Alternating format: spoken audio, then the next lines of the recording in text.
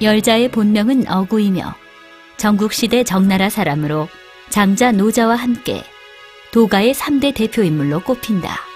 그는 노자의 제자인 관윤자에게 가르침을 받았으며 호구자를 스승으로 삼았다. 또한 노상씨와 지백고자를 스승으로 삼아 가르침을 전수받았다. 9년간의 수양을 끝내고 그는 바람을 타고 날면서 자유롭게 돌아다녔다. 열자는 부와 가난, 명예의 굴레에서 벗어나 도에 순응해야 한다면서 생명의 달관적이었다. 세속을 벗어난 마음 때문인지 그는 40년간 한마을에 살았어도 사람들이 알지 못했고 군중 속에 숨어 살아 왕도 그의 존재를 몰랐다. 그저 태연하게 이곳저곳 떠돌아다니는 나그네였다. 세 가지 즐거움. 공자가 태산으로 가는 도중 노나라에서 영계기가 길에서 검은고를 뜯으며 즐겁게 노래하는 것을 보았다.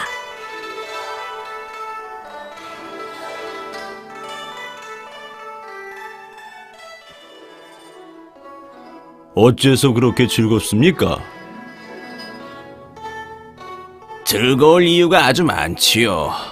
천지 만물 가운데 사람이 가장 귀한데 다행히 전 사람으로 태어났으니 그것이 첫 번째 즐거움이요. 남녀가 있음에 남자는 귀하고 여자는 천한데 남자로 태어났으니 그것이 두 번째 즐거움이요. 사람마다 목숨이 길기도 하고 짧기도 하여 태어나자마자 죽는 사람도 있는데 나는 90세가 넘었으니 그것이 세 번째 즐거움이요. 나에게는 욕심이 없어 생활의 빈곤함 따위는 전혀 신경 쓰이지 않소. 죽음도 그저 인생의 종착역에 이르는 것일 뿐이니 걱정하고 두려워할 게 무엇이겠소. 영계기는 참으로 생명의 이치를 아는 지혜로운 인물이구나. 가난함, 늙음, 죽음은 보통 사람들에게는 근심거리이나 영계기는 즐거움으로 삼았다. 똑같은 일이라도 이치를 깨달으면 천국이요, 깨닫지 못하면 지옥과 같다.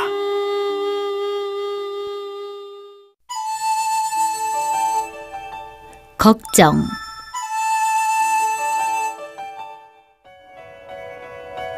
기나라에 매일 하늘이 무너지지 않을까 걱정하는 자가 있었다.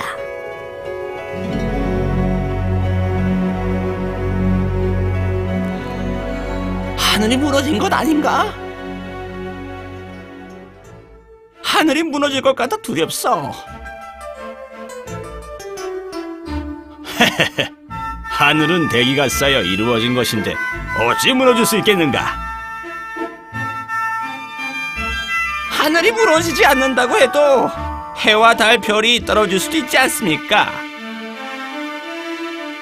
해와 달, 별 역시 기체가 쌓이고 모여 이루어진 것이니 물론 떨어질 리가 없지.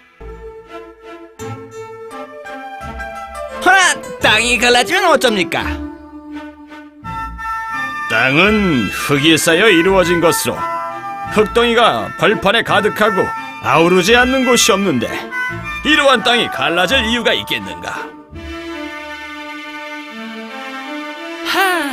그럼 안심이요. 장노자가 이를 듣고는 비웃었다. 하늘과 땅은 대기가 쌓이고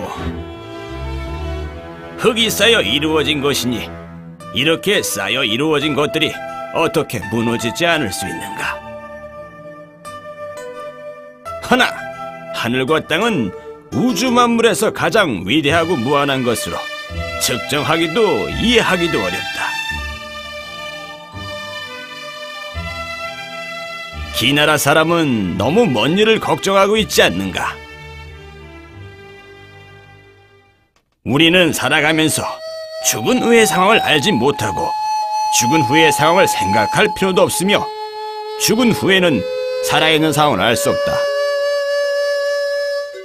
미래는 과거를 알지 못하고 과거는 미래를 알지 못하는데 하늘이 무너지지 않을까 하는 걱정을 굳이 할 필요가 있을까?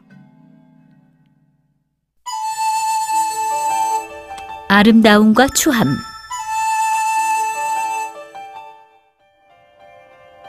양주가 송나라에 이르러 한 여관에 묵기로 했다. 손님, 들어오십시오. 여관 주인에게는 두 첩이 있었는데 한 명은 아름답고 한 명은 추했다. 하지만 여관 주인은 뜻밖의 추한 첩을 더 예뻐했다. 어째서 못생긴 첩을 예뻐하시고 예쁜 첩은 좋아하지 않으십니까?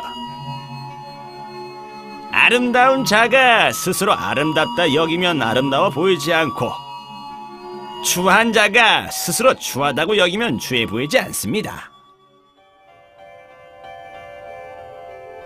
양주가 제자에게 말했다. 이 말을 명심하거라. 선을 행하면서 자신을 버리고 현인의 마음으로 스스로를 바라본다면 어디에서든 환영을 받을 것이다. 선행을 하더라도 자신이 선한 일을 한다고 여기면 선과 덕은 없어진다. 선이 스스로 아름답다 여기면 추한 모습이 나타나는 것이다.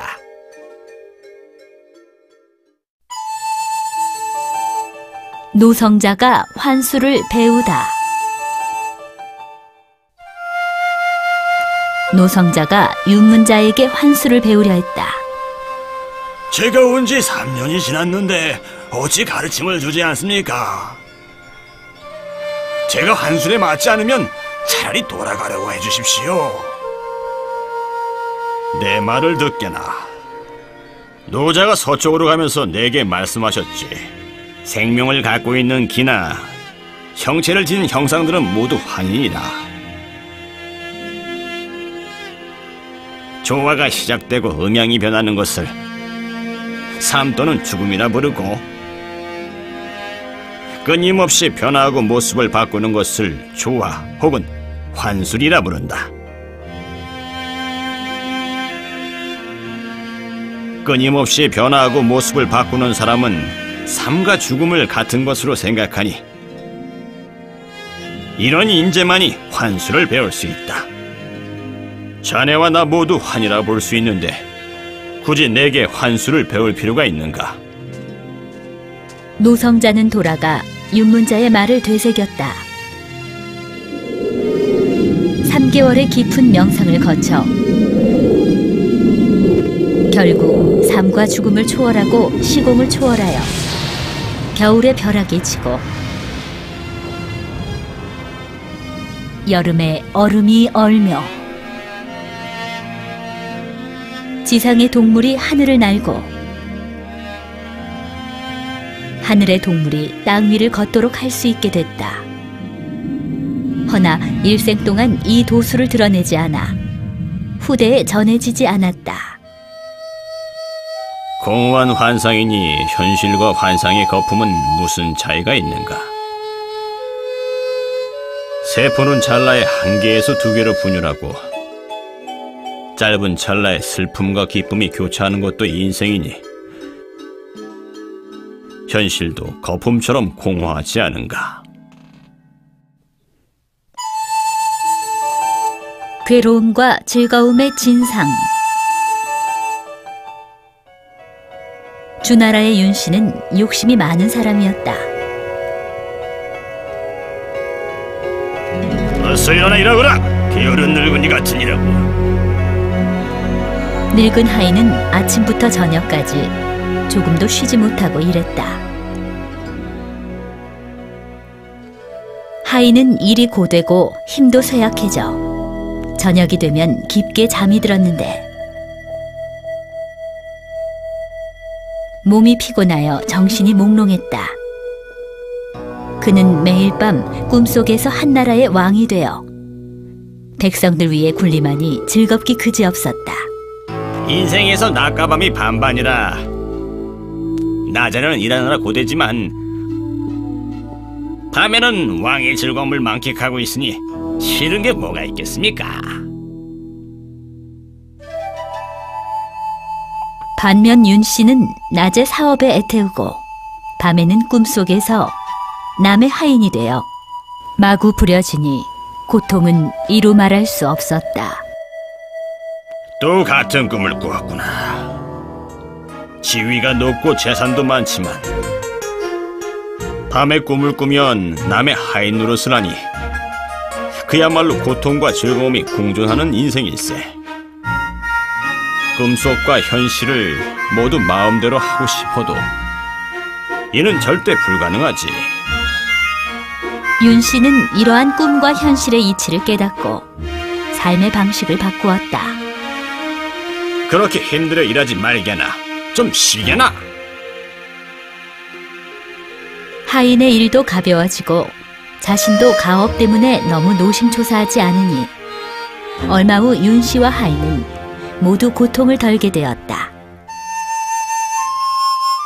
낮에는 생각하고 밤에는 꿈을 꾸는데 꿈속의 일은 늘 반대이니 꿈과 현실이 서로 반대되는구나. 꿈인가 생시인가. 적나라의 나무꾼이 나무를 베다가 갑자기 나타난 사슴을 때려잡았다. 그는 누군가 볼까 두려워 사슴을 사당에 숨겼다. 후에 사슴 숨긴 곳을 잊은 나무꾼은 사슴 잡은 일이 꿈처럼 느껴졌다. 꿈인가 아니면 생시인가? 이 나무꾼이 말한 대로 찾아보자. 정말 사슴이 있구나. 한 나무꾼이 꿈에 사슴을 잡았다는데 어디에 숨겼는지 잊었다고 하더군. 그걸 내가 찾아냈지. 나무꾼이 정말 꿈을 꾼 것일까? 아마 당신이 꿈속에서 나무꾼이 사슴 잡는 것을 보고는 정말로 사슴을 찾아낸 것이겠죠.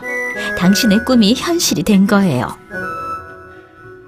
꿈이든 현실이든 사슴이 정말로 있다는 게 가장 중요하지. 그야 그렇죠. 나무꾼이 집으로 돌아와서도 사슴이 머릿속에서 떠나지 않았다. 저녁에 실제로 꿈을 꾸었는데 꿈에서 그가 잡은 사슴을 사냥꾼이 가져갔다. 꿈인가 생시인가? 꿈속의 정황대로 찾아가 보자. 역시 네가 내 사슴을 훔쳤구나. 죽은 것이오. 둘은 재판관을 찾아가 중재를 부탁했다. 사슴을 잡은 것을 꿈이라 하고 정말로 꿈을 꾼 것을 사실이라고 하니 하는 수 없이 사슴을 반으로 나누어 둘이 나누어 가지도록 하라. 실제로 사슴을 잡았지만 꿈이라 생각하고 꿈을 꾸었으나 실제로 사슴을 찾았으니 우리가 얻고 잃는 것도 꿈과 같은 허상임을 보여주지 않는가. 화자의 건망증.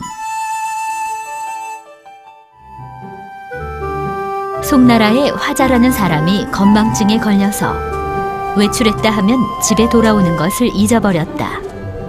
지나간 일은 기억하지 못했으며 시간이 흐르면 지금의 일도 기억하지 못했다. 여기가 어디요? 당신의 집이에요. 아름다우신데 성함이? 당신 부인이에요. 제 남편의 병을 고쳐주는 사람에게 재산의 반을 주겠어요. 이런 병은 점을 보거나 기도를 하거나 약을 먹어도 낫지 않습니다. 저와 7일간만 같이 지내게 해주시지요. 그의 생각을 바꾸어 놓아 완치시켜드리리다. 부탁드립니다. 유생이 무슨 방법을 썼는지 모르지만 정말로 화자의 건망증이 완치되었다. 꺼져라! 병이 완치된 화자는 걸핏하면 화를 내면서 철을 내쫓았고 아들에게 마구 욕을 퍼부었다. 또한 유생을 죽이겠다고 칼을 들고 덤볐다. 진정하시오, 살인 나겠소. 누구시오? 병을 고치고 나서 어찌 이렇게 변한 것이오? 건망증이 있을 때는 태연자약하여 천지가 무너진다 해도 마음 쓰지 않았는데 기억을 찾은 뒤로는 생사득실과 희노애락의 마음이 되살아나서는 건망증이 있을 때보다 더 못하게 되었소.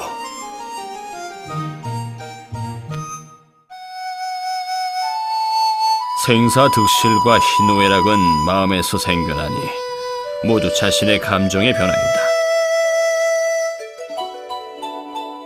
인위적인 가치 기준을 초월하고 그로 인해 고통받지 않아야만 태연자약하게 세상을 살 수 있다. 누가 정신병자인가? 진나라의 한 사람이 정신이 나가 흰 것을 보면 검다고 하고 단 것을 먹고도 쓰다고 했다. 검군! 아유, 냄새! 향기롭군. 에? 노나라의 의술이 뛰어나다고 하니 가서 검사를 받아보는 게 어떠시오? 한번 데려가 봐야겠어. 그들은 진나라를 지나가다 노자를 만났다. 천하의 사람들이 모두 정신이 나가서 제정신인 사람이 없는데 어찌 아들이 정신이 이상하다고 생각하는가? 천하의 모든 사람들이 아들과 같다면 정신이 나간 것은 바로 그대이다. 좋고 나쁨, 선과 악, 흑과 백은 모두 사람들이 만들어낸 것이지. 절대적인 기준이 없다. 모두가 백을 흑이라 한다면 정신이 나간 사람은 바로 백을 백이라 하는 자다. 사물을 보며 그리는 마음. 연나라에서 태어나 초나라에서 자란 사람이 노년에 이르러 낙엽이 뿌리로 돌아가듯 고향으로 돌아가고 싶어졌다. 헤헤이, 저것이 연나라의 성이요. 이곳이 당신 고향의 사당이요. 이것이 선조의 집이요. 저쪽으로 가보겠어?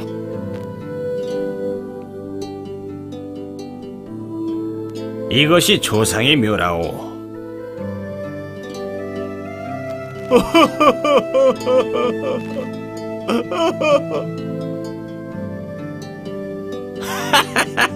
웃겨 죽겠군.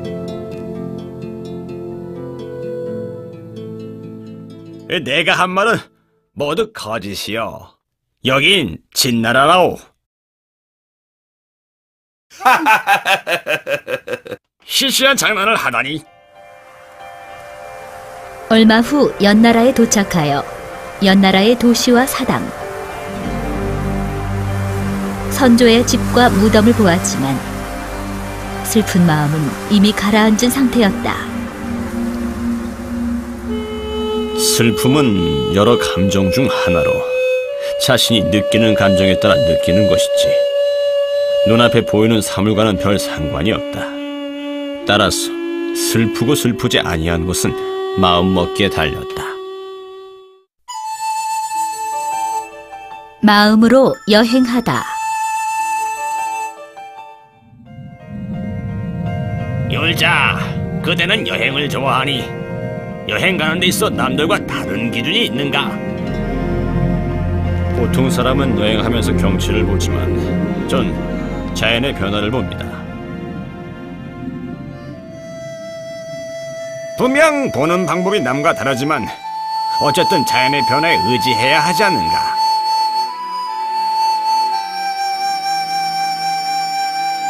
새싹이나 모래 하나를 보는 것과 아름다운 경치를 보는 것이 무엇이 다른가?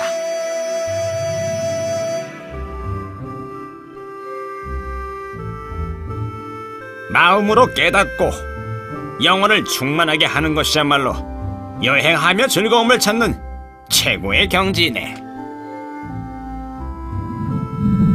열자는 스승의 말을 듣고는 더 이상 여행을 하지 않았다. 바깥의 경치를 보면서 좋다 나쁘다 구분을 지으면 영원히 만족할 수 없다. 우공이 산을 옮기다. 태형과 왕옥 두 산은 둘레가 700리이고 높이는 8만 척이나 되었다. 북산에는 우공이라는 90세의 노인이 살았는데 그는 밖으로 나가는 길을 산이 막고 있어 불편해했다. 온 힘을 다해 두 산을 평평하게 깎읍시다. 그리고 통로를 만들어 예주의 남쪽과 한수의 남쪽 강가로 직접 통하게 합시다. 좋습니다. 차상입니다. 늙은 노인네가 두 산을 어찌하려 그러시오? 또 파낸 흙과 돌은 어디다 버립니까? 흙과 돌은 발의 끝단인 은사의 북방을 메우면 되지. 우공은 아들과 손자를 이끌고 돌과 흙을 파서 산을 옮기기 시작했다. 나이가 그렇게 많으니 당신이 죽을 때까지도 두 산을 못 옮길 것이요. 또한 돌과 흙은 한 입에 삼키지 않는 한 처리할 방법이 없어. 멍청한 것은 내가 아니라 당신이요. 내가 죽는다고 뭐가 문제요? 내가 죽으면 아들이 있고 아들이 죽으면 손자가 있으니 대대손손 이어서 할 수 있어. 의지를 굽히지 않고 계속 파내면 산이 커지는 것도 아니니 언젠가는 평평해질 것이 아니오. 하느님은 우공의 의지에 감동하여 천하장사 과아씨의 두 아들을 시켜 하룻밤 사이에 두 산을 하나는 삭동으로 하나는 옥남으로 옮겨 놓았다. 아무리 어려운 일이라도 시도도 안 해보고 어찌 성공하지 못할 것이라 생각하는가. 부단히 노력해 끝까지 밀고 나간다면 우공처럼 두 산을 평평하게 할 수 있다. 태양을 쫓아간 과부. 과부라는 거인이 있었다. 그는 세상의 밤을 없애고 싶어 태양을 지상으로 가져오려 했다. 도망가지 말고 이리 와! 그는 번개처럼 달려 태양을 쫓아갔다.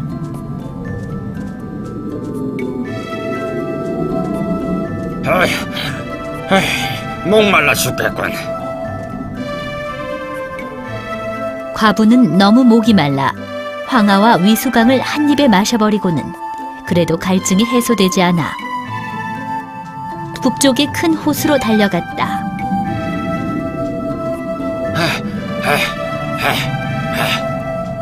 망청하기.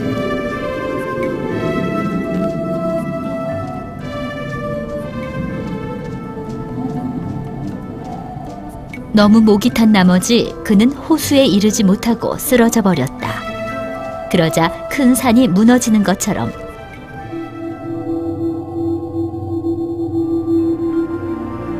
대지를 진동시켰다. 하루가 지나고 한 해가 흘러 긴 시간이 지난 뒤에 그의 몸의 지방과 부패한 근육 위로 넓은 복숭아 나무 숲이 생겼는데 그 면적이 수천 리에 이르렀다. 사람은 능력에 따라 일을 해야 하며 재능이 있다고 거만해하거나 남을 이기는 걸 좋아해서는 안 된다. 어찌 자연에 순응하지 않고 멋대로 행동하려 하는가? 다른 나라의 기이한 풍습. 월나라의 동쪽에 있는 계목국에서는 집안에 장자가 태어나면 모두가 나누어 먹었는데 이를 의제라고 했다.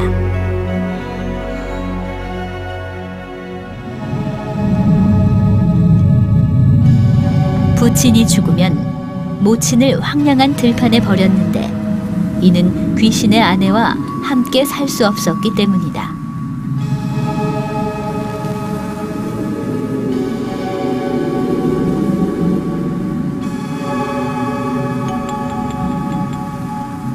진나라의 서쪽에 있는 의거국에서는 부모가 죽으면 장작을 쌓아 시체를 불태웠는데 연기가 끊임없이 피어오른다고 해서 등하라고 불렀으며 이렇게 하는 것이 효도라고 생각했다. 풍습과 규칙은 모두 사람이 정한 것으로 절대적이지 않으니 시간과 공간을 바꿔보면 선이 악이 될 수도 있다.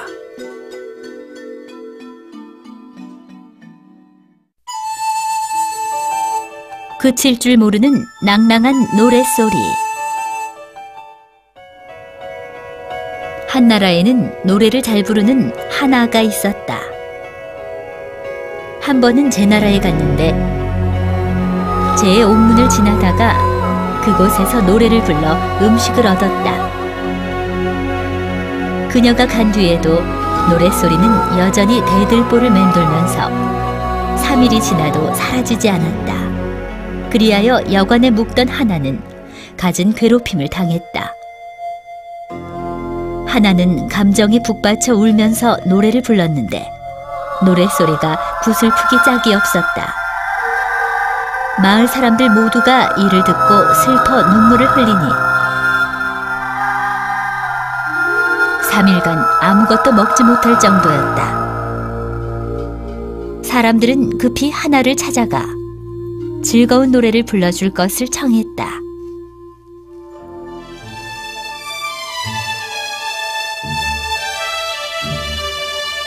마을 사람들은 즐거운 노랫소리를 듣고는 박자를 맞추며 춤을 추었다. 하나가 이곳을 떠날 때 그들은 하나에게 정성어린 선물을 주었다. 그런 고로 옥문의 사람들은 지금도 슬픈 노래를 잘 부르는데 하나의 여운이 여전히 남아있기 때문이다. 마음에서 우러나오는 진심은 남을 감동시키기 마련이고 시간이 아무리 흘러도 이러한 진실된 마음은 사라지지 않는다. 검은 고를 뜯는 배가. 배가는 검은 고를 잘 뜯었다. 한편 종자기는 검은 고 소리에 대한 조예가 매우 깊었다. 배가가 고산의 웅장함을 생각하며 연주하면 아름답군. 우뚝한 모습이 태산처럼 웅장하구나. 배가가 흐르는 물을 생각하며 연주하면 아름답군. 출렁이는 모습이 장강, 황하와 같이 값이 넓구나. 어느 날 둘은 태산 북쪽에 갔다가 비를 만나 바위 아래서 비를 피하게 됐다. 물방울처럼, 가랑비처럼, 단비처럼 아름답군. 하늘에서 내리는 단비처럼 맑고 산봉우리처럼 웅장하구나. 정말 보기 드물군. 어쩜 그리 검은고에 대한 조예가 깊은가? 그대의 상상이 내 마음속의 상상과 똑같으니 내 어찌 감출 수 있겠는가? 그런가? 마음속 감정은 곡조로 드러나고 곡조를 통해 다른 이의 심금을 울린다. 둘이 다른 영혼을 가졌다면 이처럼 깊게 서로를 이해하지는 못할 것이다. 음악을 이해하는 친구는 실로 얻기 어려우니 그런 친구를 얻었다면 아쉬울 게 무엇인가? 태도의 가르침. 자부가 스승 태도에게 수레를 모으는 방법을 배우려 했으나 3년이 지나도 태도는 그에게 어떤 비결도 가르쳐주지 않았다. 화살을 잘 만들려면 먼저 삼택이 만드는 법부터 배워야 한다. 내가 보기에 이쪽 일은 나처럼 먼저 이해를 한 후에야 6개의 고삐를 안정적으로 칠 수 있고 6마리의 말을 통제할 수 있다. 명심하겠습니다. 태두는 길가에 여러 개의 나무 말뚝을 세우고 조부에게 나무 말뚝 위를 빠르게 걸으라고 했다. 조부는 3일간 훈련을 했고 이제 능숙해져서 넘어지지 않았다. 말뚝을 지날 때 다리를 사용하지만 실은 마음을 쓰는 것이다. 이를 수레를 모는 것에 적용시켜 보자꾸나. 말굴레와 고삐를 잡아당길 때 너의 입술 근육도 함께 수축되는 것이다. 절도 있는 두 손과 힘의 강도가 마음과 맞아떨어지면 밖으로는 말의 의지와 맞아떨어진다. 한 걸음 한 걸음 모든 동작이 이치에 맞아야만 멀리 가도 필요하지 않다. 그래야 수레를 몰 수 있다고 할 수 있다. 이런 이치는 매우 간단하다. 말굴레에서 전해지는 장력이 말고삐에 더해지면 말고삐도 장력이 생기고 장력이 다시 손으로 전해지고 마음으로 전해지니 마음으로 모든 동작을 지휘할 수 있다. 이 경지에 이르면 눈으로 보지 않아도 채찍으로 재촉하지 않아도 마음이 편안해지면서 수레도 가뿐하게 날듯이 다룰 수 있는 것이다. 최고의 경지에 이르게 되면 몸과 마음이 하나가 되어 마음먹은 대로 진행할 수 있다. 즉, 가장 능숙해지는 경지에 오르게 되는 것이다. 삶에 욕심을 내고 죽음을 두려워하다. 재경공이 우산을 둘러보는 중이었다. 정말 아름다운 자연이구나. 이렇게 우거지고 무성한데 결국 이런 자연을 떠나 죽게 된다니.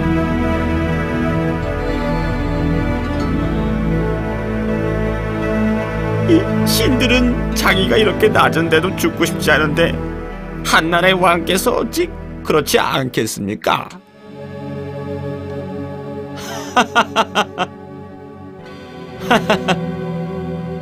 앉아.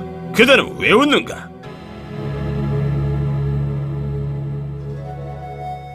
산과 강을 보고 인간사의 멸망과 죽음을 생각하며 눈물을 흘리는 것이 비웃을 일인가?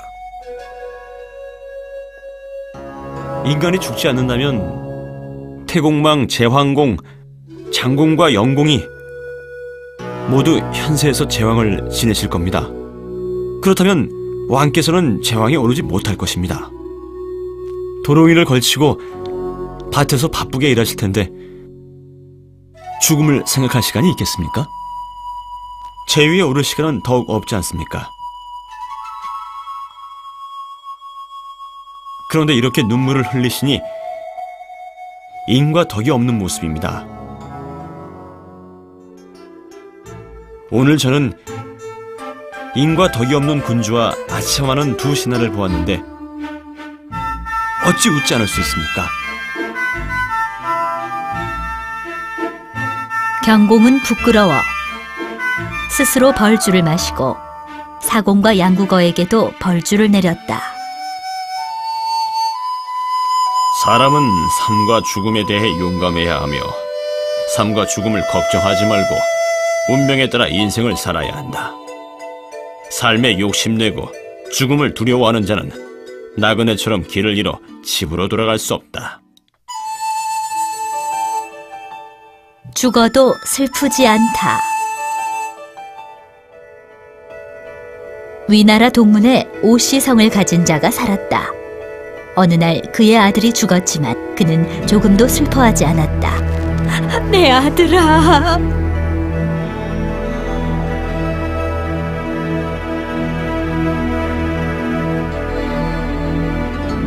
주인장, 술 3병만 주시오. 사랑하는 아들이 죽어 다시는 돌아오지 못하는데 어째서 하나도 슬퍼하지 않소?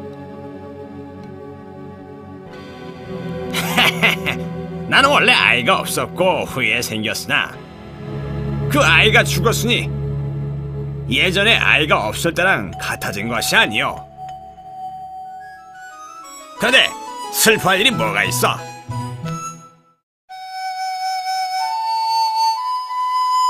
죽었다고 왜 슬퍼하는가?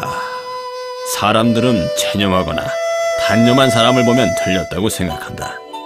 허나 단념하지 않는다고 해서 이를 되돌릴 수 있을까? 그저 헛된 슬픔일 뿐이다. 삶과 죽음은 잠시 왔다 잠시 가는 것이다. 100세는 인간의 수명에서 가장 완벽한 나이이다. 현재 100세까지 산 사람이 있다면 충분히 오래 산 것처럼 보이나 실제로는 그렇지 않다. 그의 일생은 유년기와 노년 시절이 거의 절반을 차지하고 저녁에 잠자는 시간은 또 그 절반을 차지한다. 질병, 슬픔, 고통과 미망, 우환이 생겨 또 그 절반을 차지한다.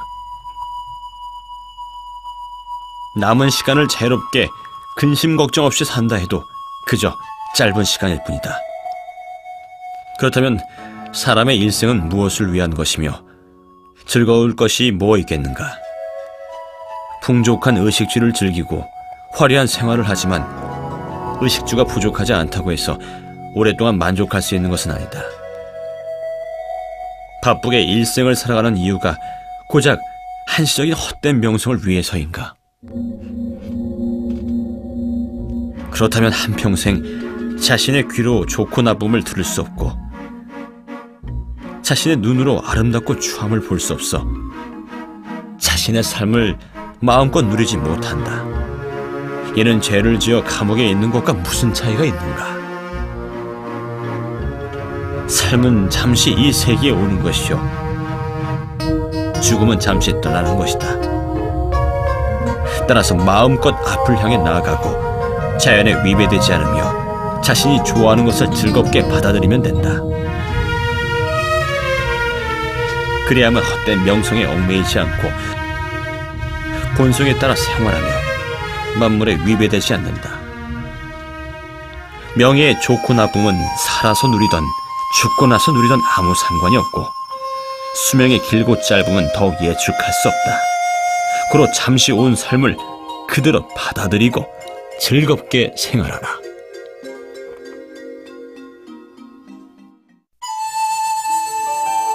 가난은 몸을 해치고 부유함은 몸을 힘들게 한다. 원어는 가난해서 목숨을 잃었고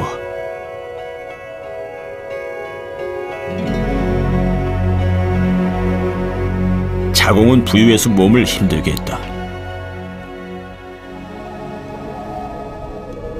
따라서 가난과 부유함은 모두 좋지 않다. 그럼 어떻게 하면 좋은가? 당연히 즐겁게 생활하고 편안하게 삶을 보내어 가난으로 목숨을 해하지 않고 부유함으로 몸을 힘들게 하지 않는다. 자신의 삶에 만족하면 가난을 느끼지 못하고 안락함을 추구하며 살면 재산 때문에 몸이 힘들지 않다.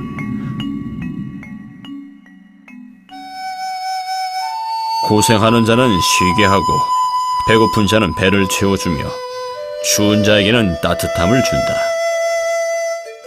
하늘의 뜻에 만족하여 지나치게 재물에 욕심내어서 몸을 힘들게 해서는 안 된다. 미친 사람인가 달관한 사람인가. 단목숙은 자공의 후손으로 선조의 재산을 기반으로 최고 갑부가 되었으니 일은 하지도 않고 돈을 헤프게 썼다.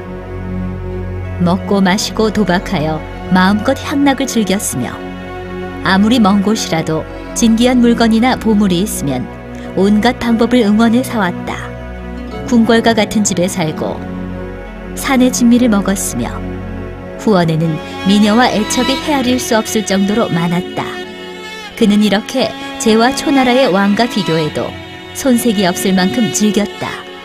외출할 때는 호화스러움이 극에 달해 산세가 험하거나 아무리 먼 곳도 가지 못하는 곳이 없었다.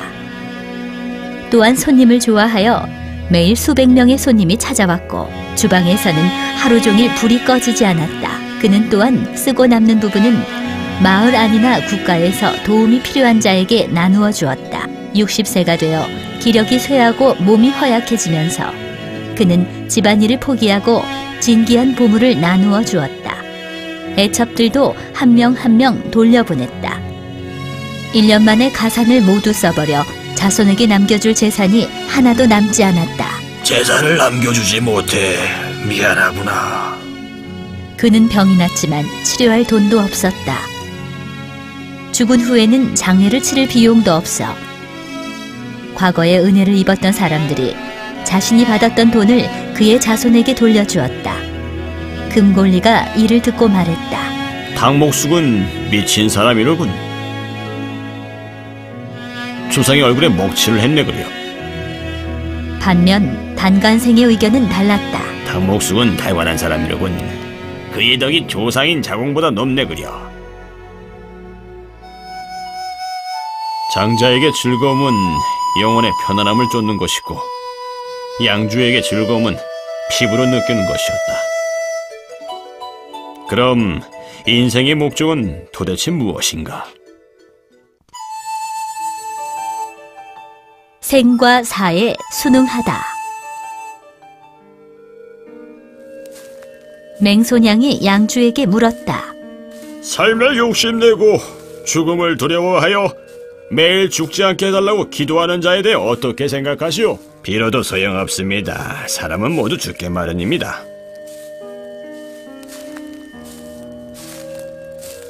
좀 더 살게 해달라고 비는 것은요?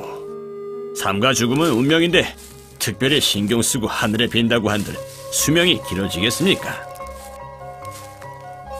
선함과 악함, 고통과 즐거움 등 예나 지금 할 것 없이 이런 것들을 모두 겪는다면 100년도 참 긴 것인데 어찌 장수의 고통을 더 느끼고 싶겠습니까?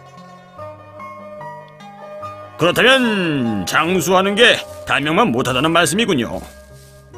아닙니다. 이왕 사는 거 자연스럽게 살도록 하는 것이지요. 빨리 죽어도 그 죽음을 받아들여야지 미련을 둘 필요가 없습니다.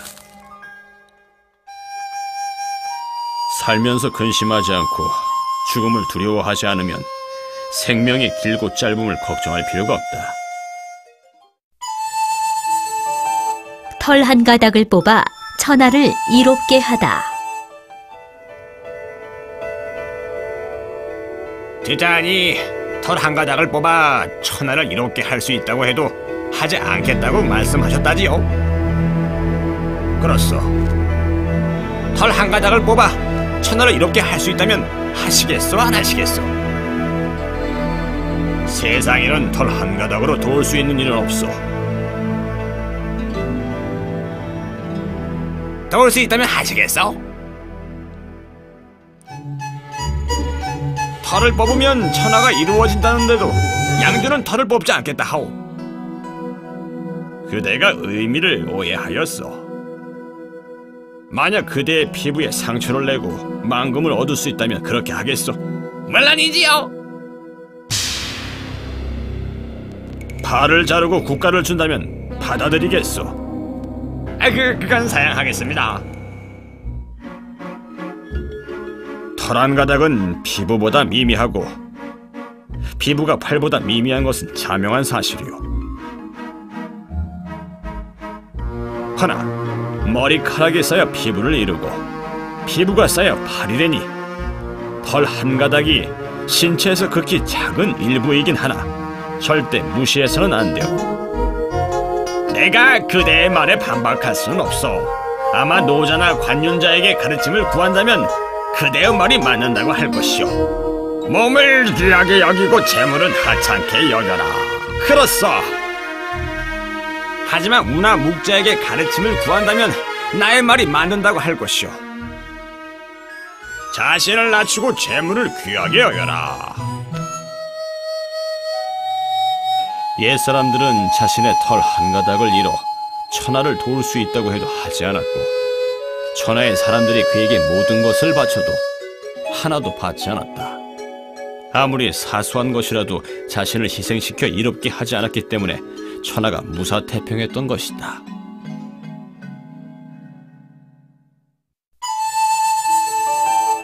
큰 것을 다스리는 자는 작은 것을 다스리지 못한다. 양주가 양왕에게 아뢰길. 천하를 다스리는 것은 물건을 손바닥 위에 놓고 움직이는 것만큼 쉽습니다. 저 첩도 잘 간수하지 못하고 셈에 밭도 가지 못하면서 감히 천하를 다스림이 쉽다고 말하는가? 제 말씀을 들어보십시오. 양치기를 본 적이 있으신지요? 100마리도 넘는 양떼를 한 아이가 뒤에서 따라가면서 지시할 뿐입니다. 동으로 가라면 동으로 가고 서로 가라면 서로 가지요. 요왕이 양 한 마리를 끌고 순왕이 지팡이를 들고 뒤에서 재촉해도 양을 마음대로 다룰 수 없을 겁니다. 배를 삼킬 수 있는 큰 물고기는 지류의 작은 하천에서 헤엄칠 수 없고, 큰 새는 매우 높이 날면서 작은 연못에 함부로 앉을 수 없습니다. 목표가 원대하기 때문이죠. 황종 대여로는 연주가 어려운 음악을 연주하지 못합니다.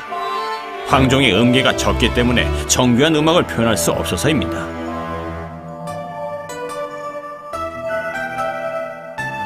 따라서 큰 일을 하는 사람은 작은 일을 하지 않고, 큰 공적을 이루는 자는 작은 공적을 이루지 못함이 자명한 이치입니다. 목동은 100마리의 양을 칠 수 있으나 여수는 양을 한 마리도 움직이지 못하는 반면 천하를 다스릴 수 있다.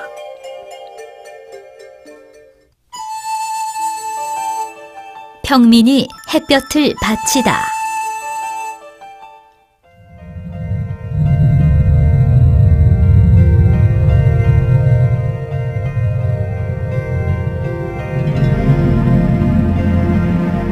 삼배옷으로 사계절을 보낸 송나라의 한 농부가 있었다.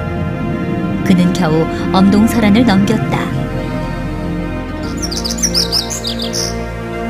봄이 오고 그가 밭에서 일을 하는데 바람과 햇볕이 정말 따스했다.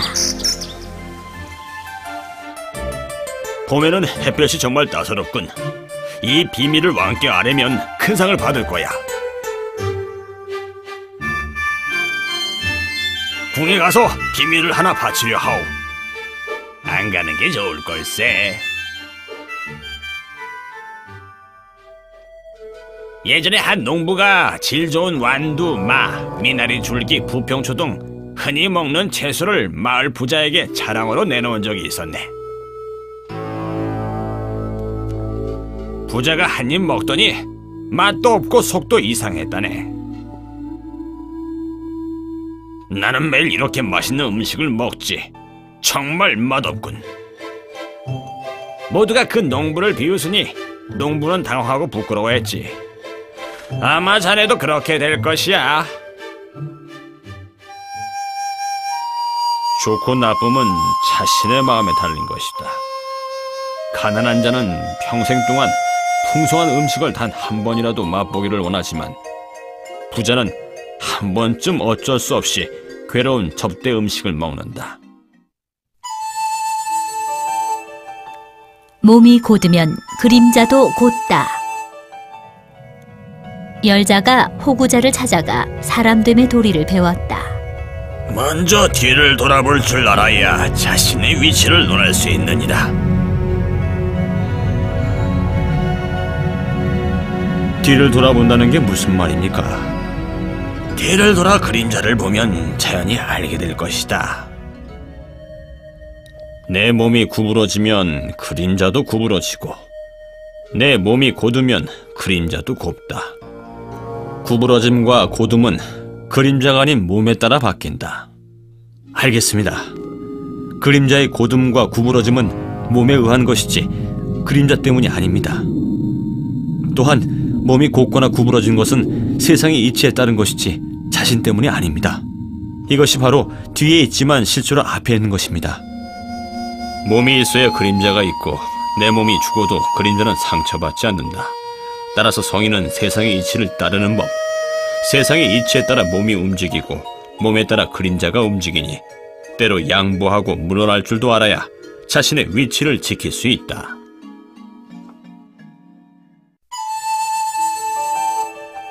선견지명. 열자가 정나라에 있을 때 가난과 기근에 시달려 피골이 상접했다. 열자는 수양을 하는 명사입니다. 정나라에 있으면서 이처럼 빈곤하니 정나라의 체면이 서지 않습니다. 열자에게 쌀을 보내거나. 알겠습니다. 자양 재상의 호의는 고맙지만 쌀은 받을 수가 없습니다. 이렇게 가난한데 재상이 보낸 쌀도 거절해버리다니 저는 죽을 때까지 고생만 해야 합니까? 자양은 남의 말을 듣고 쌀을 보냈으니 또다시 다른 사람의 말을 듣고 나에게 죄를 씌우지 않는다는 보장이 어디 있어. 이런 사람과는 가까이 하지 않는 게 상책이요.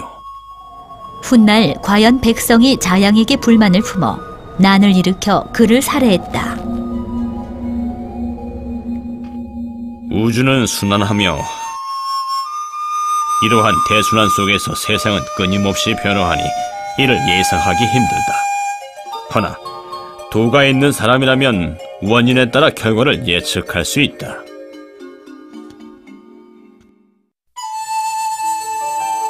시기를 놓친 자는 망한다. 노나라 서씨에겐 두 아들이 있었다. 한 명은 학문을, 다른 한 명은 병법을 좋아했다.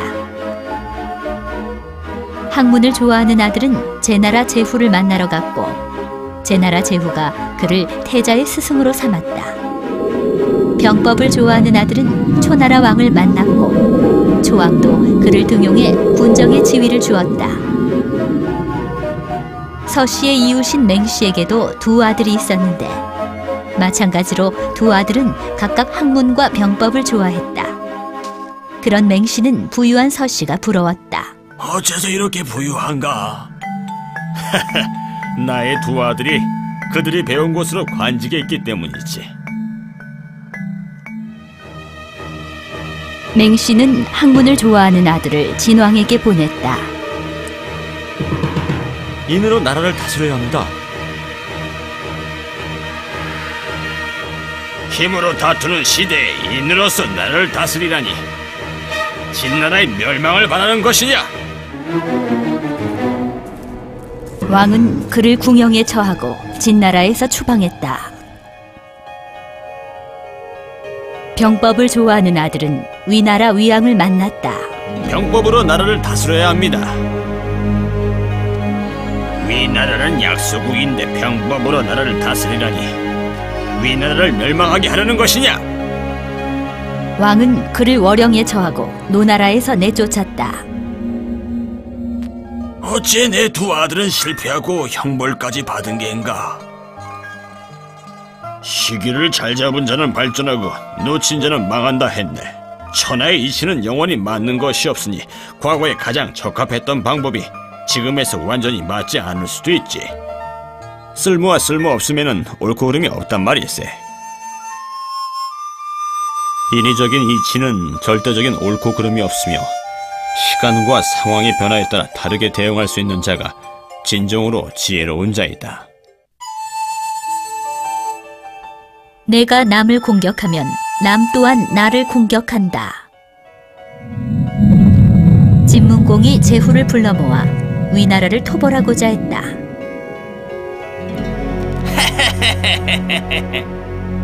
공자서, 무엇을 비웃으시오? 제 이유 때문입니다. 어느 날 그가 아내를 집으로 보내놓고 길에서 뽕잎을 따는 연인을 보았습니다. 그는 다가가서 말을 걸었죠. 안녕하시오. 그런데 몸을 돌려보니 한 낯선 사람이 그의 아내에게 수작을 걸고 있는 게 아닙니까?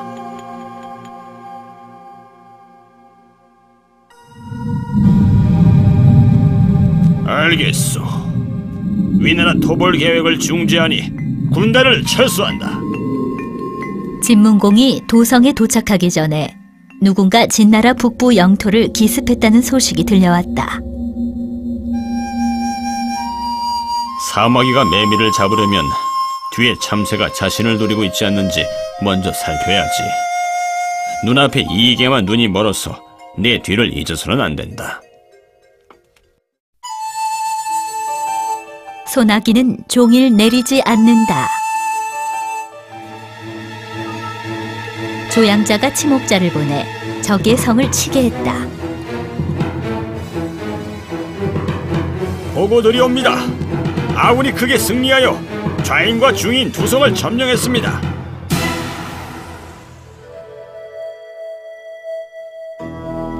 하루에 두 성을 함락한 것은 기쁜 소식인데 왕께서는 어찌 근심이 가득하십니까? 강우에 큰 흐름이 생겨도 길어야 3일을 못 가고 폭우가 내려도 하루를 가지 못하며 태양이 하늘 꼭대기에 있어도 잠깐이라 했어. 나는 덕행을 쌓지 못하고도 하루아침에 두 성을 점령했으니 곧 망할 것이란 징조가 아니요. 공자가 이를 듣고는 조나라에 이런 왕이 있으니 분명 나라가 강해질 것이다. 먼 일을 걱정하면 번창하고 그저 기쁨에 젖어 거만해지면 분명 패망한다. 승리가 어려운 것이 아니라 승리를 유지함이 어려우니라. 행복과 불행.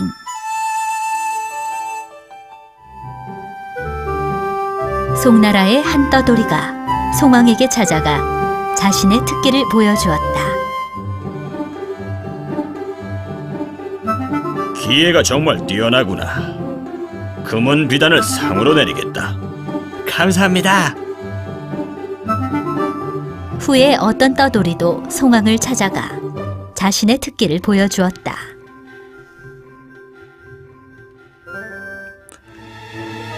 며칠 전 떠돌이가 특기를 보여주었는데 그 특기가 평범했으나 기분이 매우 좋아져서 그에게 금은 비단을 상으로 내렸다.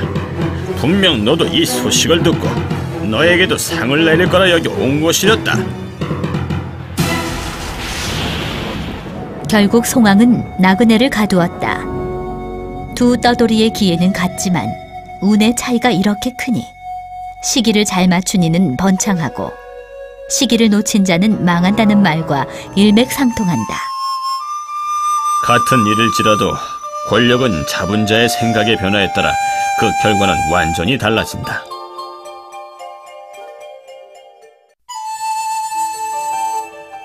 암수 구분도 못하는 말 감별사. 백악의 말 감별 실력은 명성이 자자했다. 허나 그는 나이가 많이 들었다. 그래서 진목공은 그의 기술을 이을 사람이 없어 걱정했다. 자네같이 말 감별을 잘하는 사람을 찾기는 쉽지 않군. 아는 사람 중에 그런 인재가 있는가? 제 보신대 구방고라고 합니다. 땔감을 고르고 채소를 팔지만 말 보는 눈도 뛰어납니다. 좋아. 천리마 한 표를 구해주게나.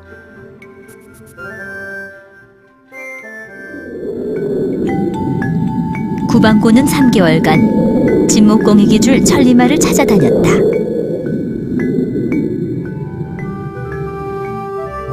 사궁에서 특별히 좋은 명말을 구했습니다. 훌륭하군. 어떤 말인가? 황색 앙컷입니다. 훌륭하군. 사람을 보내 바로 사도록 하지. 말을 사온 뒤에 보니 흑색의 수컷이었다. 에? 그대가 소개한 말 감별사는 말의 색도 암수꽃도 구별 못하는데 어찌 천리말을 알 수 있겠는가? 그 방구의 말 감별 기술이 나보다 만배는 뛰어나군. 구방고는 말을 고를 때 천성을 보기 때문에 가장 깊은 내면을 봅니다. 그래서 표면적인 외형을 잊어 털 색깔과 암수컷을 보지 못하는 것입니다. 말을 시험 삼아 타보니 과연 천하의 명마였다. 도를 깨우친 자는 사물 내면의 본질에 집중할 뿐 거짓된 외형에는 주의를 기울이지 않는다. 젊은 남자들은 여성의 외모만을 보지만 나이가 들면 여성의 내면을 볼 줄 아니 이 또한 마찬가지이다. 자귀가 높고 벼슬이 크며 녹봉이 많다. 호구장인이 손수고에게 말하길, 원망과 분노를 부르는 세 가지가 있는데 아시오? 말씀해 보시오. 그 세 가지는 자기가 높으면 질투를 부르고, 벼슬이 크면 군주의 미움을 사며, 녹봉이 후하면 사람들이 접근을 하지 않습니다. 자기가 높을수록 더욱 겸손하고 벼슬이 클수록 뜻은 더욱 작게 가지며 복록이 후할수록 남에게 더욱 베풀면 세 가지 원망과 분노를 없앨 수 있지요. 손수고가 깊은 병에 들어 죽음을 앞두고 있었다. 아들아, 내가 죽으면 황상께서 가장 좋은 토지를 너에게 내리실 것이나 절대 받아서는 안 된다. 초와 월나라 사이에 있는 메마른 지역을 받도록 하거라. 명심하겠습니다. 손수고가 죽고 초왕이 가장 좋은 토지를 아들에게 내리려 했으나 아들은 끝끝내 받지 않고 친구의 척박한 땅을 받았다. 그리하여 그의 후손들은 지금까지도 그 땅을 보유하고 있다. 바람은 한나절을 불지 못하고 소나기는 하루를 내리지 못한다. 성대하고 이익되는 일은 오래 지속되지 못하고 아무도 탐내지 않는 것만이 오래 간직될 수 있다. 같은 행동 다른 결과, 다른 행동 같은 결과. 우결이라 불리는 학자가 어느 날 조나라에 급히 가게 되었다. 먹잇감이 오는군. 하나도 남김없이 뺏어라. 순수히 따라주었으니 목숨만은 살려주지. 어떻게 돈을 빼앗겼는데도 기뻐할 수가 있지? 어찌 순순히 우리에게 내주는가? 군자는 남의 것을 빼앗지 않소. 군자가 아님을 알았으니 굳이 물어 따지지 않는 것이오. 말하는 걸 들어보니 현명한 게 조나라에 가면 분명 중용될 걸세. 그럼 우리에게 좋을 게 없으니 그를 죽여 후환을 없애자고. 연나라에서 이 소식을 들은 자가 가족을 불러 조심하도록 일렀다. 강도를 만나면 우결처럼 바보 같은 행동을 하지 말게. 어느 날 연나라 사람이 일이 생겨 조나라에 가게 됐다. 친구 노잣돈을 내놓게나. 순순히 뺏기면 우결처럼 목숨을 잃을 것이야. 뺏을 테면 뺏어보아라. 한 명이 어떻게 셋을 이기게 했느냐. 거기서 뺏은 돈 돌려줘. 옷과 돈을 내놔라. 목숨 살려준 것만도 감지덕지지 힘도 없으면서 끈질기게 따라붙다니. 돌아가서 우리에 대해 밝힐까 두렵구나. 내 강도인지라 자위고 뭐고 없다. 죽어라! 같은 행동이라도 똑같은 결과를 낳지 않고 다른 행동이라도 꼭 다른 결과를 낳지 않는다. 사람은 자연의 변화에 순응해야지 억지로 강한 척하며 고집을 피워서는 안 된다. 도둑의 음식은 먹지 않는다. 원정목이라는 자가 먼 길을 가다가 배가 고파 쓰러졌다.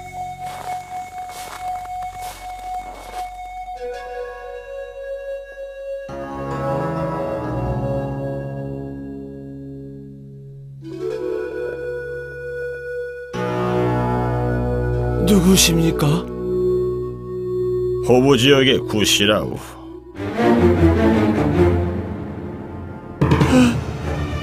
당신이 그 유명한 대도란 말이오? 어째서 나에게 먹을 것을 주시오? 나는 덕이 있는 사람인데 강도가 준 음식을 먹을 순 없지. 원정목은 한나절을 기침하더니 그렇게 죽어버렸다. 죽어도 싸다. 원정목은 음식을 준 자가 강도라 하여 그가 준 음식마저 강도로 보았다. 구씨는 강도이지만 사람을 구하려는 마음이 있었다면 음식도 목숨을 구하려는 음식이다.